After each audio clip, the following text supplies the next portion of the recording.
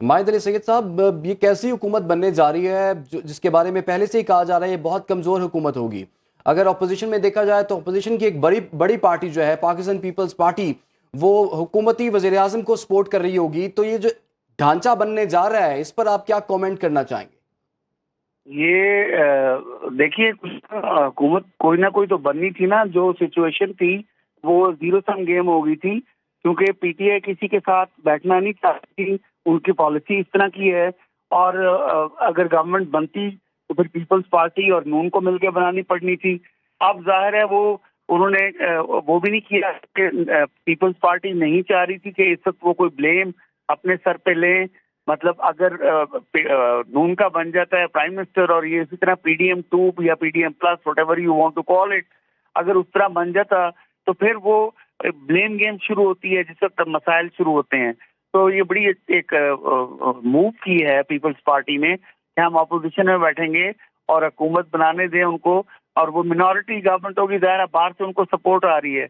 अब अगली अटेम्प्ट मेरा ख्याल है ये होगी कि ये अगर जाके मिनॉरिटी मतलब बैठ जाते हैं अपोजिशन के अंदर, तो ये कोशिश करेंगे कि जो पीटीआई को जो राइट है उनका राइटफुल कि उनके पास होनी चाहिए लीडर ऑफ द ऑपोजिशन जो है सीट उनकी, वो उसको किसी तरीके से मैनेज करने की कोशिश करेंगे with the help of other parties. I don't know, अभी तक एमक्यूएम का कोई नहीं है और एमक्यूएम के बगैर तो शायद मतलब ये भी देखना पड़ेगा कि एमक्यूएम किस साइड पे जाके बैठती है। सही। अगर एमक्यूएम भी फैसला कर लेती है कि वो भी बाहर से सपोर्ट करेंगे, तो फिर मेरा ख्याल है ये एक अटेम्प्ट है बाकायदा कि पीटीआई के जो एग्जिस्टिंग है, अभी तो कुछ नतीजे आने हैं, नतीजे ज़ाहिर है इलेक्शन कमीशन में भी उन्होंने चैलेंज किया हुआ है, वो आगे कोर्ट्स में भी जाएंगे। उनको उनका ख्याल है कि उनकी सीटें ज्यादा हैं और उनको कम दी माहिद अली गई हैं। सैयद साहब, हमने गुज़श्ता पीडीएम की हुकूमत में भी देखा कि जो हुकूमत थी वो वुज़रा को मनाने में ही लगी रही। जो इससे पहले पीटीआई की हुकूमत थी वो भी इसी तरह की थी कि हुकूमत वुज़रा को मनाने में लगी रहती थी, उनको राम करने में लगी रहती थी।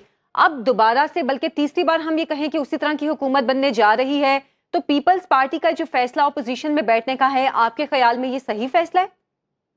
देखिए, ये वुज़रा को मनाने वाली खाली बात नहीं है। मतलब ये अगर बाहर से भी सपोर्ट करेंगे तो ये चाहेंगे तो सही ना कि जो उनके काम हैं, जो लोगों के काम हैं, या कुछ ना कुछ कहीं ना कहीं से बेनिफिट तो उनको मिलता रहे ना गवर्नमेंट से। अगर उनको कोई बेनिफिट नहीं मिलता गवर्नमेंट से तो उनको क्या जरूरत है बाहर से सपोर्ट देने की। म्यूचुअल अंडरस्टैंडिंग, मेरा ख्याल है कि एक फ्रेमवर्क तैयार किया गया है।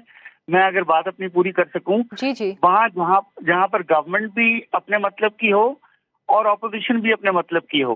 ये वो सिचुएशन है जो एक दफा पहले भी हम देख चुके हैं, जब आगे थे मौलाना जो है वो ऊपर आगे जेयूएफ वगैरह, उन्होंने ऑपोजिशन शुरू, फ्रेंडली ऑपोजिशन शुरू कर दी थी। ये वो ऑपोजिशन बनाना चाह रहे हैं कि अगर से, मुझे नहीं पता अभी उन्होंने फैसला किया है ये नहीं, अगर एमक्यूएम भी इधर आ जाती है या और कुछ लाइक माइंडेड इधर आ जाते हैं तो ये आउट नंबर कर जाएंगे जो एग्जिस्टिंग पीटीआई की स्ट्रेंथ है।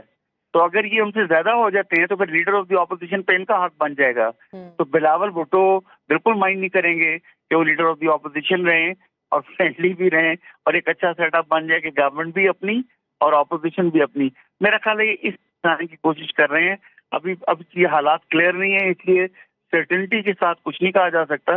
मगर मेरा ख्याल है ये अटेम्प्ट है कि जो नंबर ले गई है पीटीआई उसको भी वो चीज ना हो सके जो उनका राइटफुल है। यानी कि गवर्नमेंट तो उनको वैसे ही नहीं बनाने दी गई, अब उनको ऑपोजिशन से भी बाहर रखा जाए समहाउ मैनेज करके। माहिद अली सैयद साहब, हम देख रहे हैं कि सिंध में पीपल्स पार्टी की हुकूमत बनने जा रही है।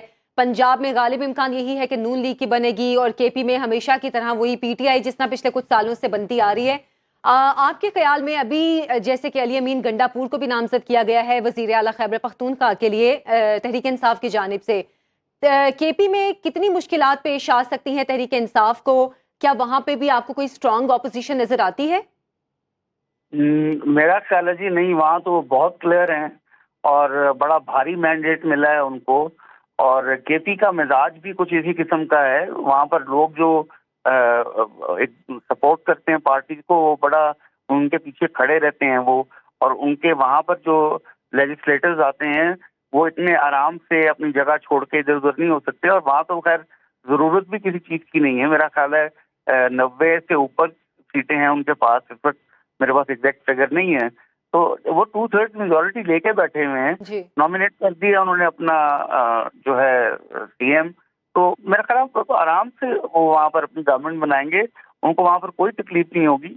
और वो गवर्नमेंट बड़ी इम्पोर्टेंट है इस पूरे सेटअप में, क्योंकि केपी केस से तो बहुत क्लियर, वैसे तो मैंडेट मैं हबीब अकरम साहब की बात से एग्री करता हूँ कि पूरे पाकिस्तान से जो नजर आता है, जो हमें समझ में आता है, जो लोग ग्राउंड पे थे, जिस तरह हबीब अकरम साहब भी थे, थोड़ा बहुत मैं मॉनिटर कर रहा था, तो चीजें ये थी कि उनके पास काफी सीटें थी जो उनको डिनाई की गई, उनका अभी तक रिजल्ट नहीं आया।